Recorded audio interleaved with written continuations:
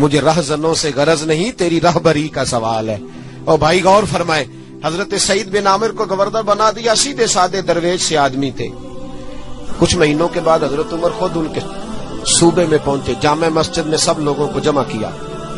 جب سب لوگ جامع مسجد میں جمع ہوئے تو حضرت عمر فاروق نے فرمایا اپنے گورنر کے بارے میں بتاؤ کیسا ہے۔ یہ ہے جمہوریت۔ ادھر دیکھیں جی، میری بات پہ توجہ فرمائیں، یہ جمہوریت ہے۔ گورنر سامنے کھڑے، فرمایا بتاؤ گورنر کیسا ہے؟ تو لوگوں نے کہا 4 شکایتیں ہیں گورنر صاحب سے۔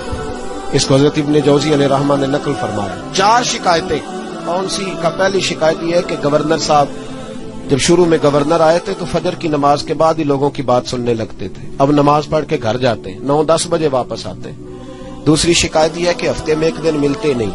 تیسری شکایت ہے صرف دن کو ملتے ہیں، رات کو نہیں ملتے۔ اور چوتھی شکایت یہ ہے کہ کبھی کبھی رونے لگتے اور بے ہوش ہی ہو جاتے ہیں۔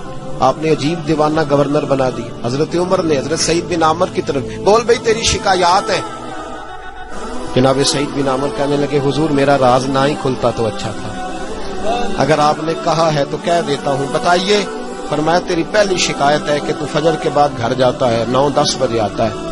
جناب سعید بن عامر رو پڑے۔ گورنر صاحب کہنے لگے حضور غریب ہوں، نوکر رکھنے کے پیسے نہیں، بچے میرے پاس موجود نہیں، بیوی میری بیمار ہو گئی ہے، 30 سال اس بھلی مانس عورت نے میری خدمت کی، اب بیمار ہے، نماز پڑھ کے گھر جاتا ہوں، اپنی معذور اور بیمار بیوی کو ناشتہ پکا کے دیتا ہوں، اگر اس کے کپڑے بدلنے والے ہوں تو اس کا وجود دھو کے کپڑے بدلتا ہوں، گھر میں جھاڑو دیتا ہوں، برتن مانجتا ہوں، لوٹتے دیر ہو جاتی ہے۔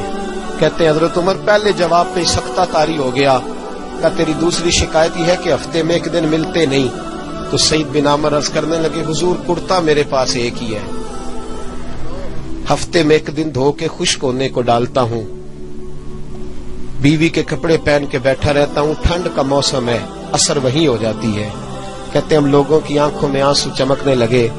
کہا تیری تیسری شکایت یہ ہے کہ تو دن کو ملتا ہے رات کو نہیں ملتا۔ تو رونے لگے، داڑھی ہاتھ سے پکڑ لی، کہنے لگے حضور دیکھیں کوئی بال کالا تو نہیں نا، ساری سفید ہو گئی ہے، پتہ نہیں رب کریم کب بلا لے گا۔ دن مخلوق کے لیے رکھا ہے، رات اپنے رب کے لیے رکھی ہوئی ہے۔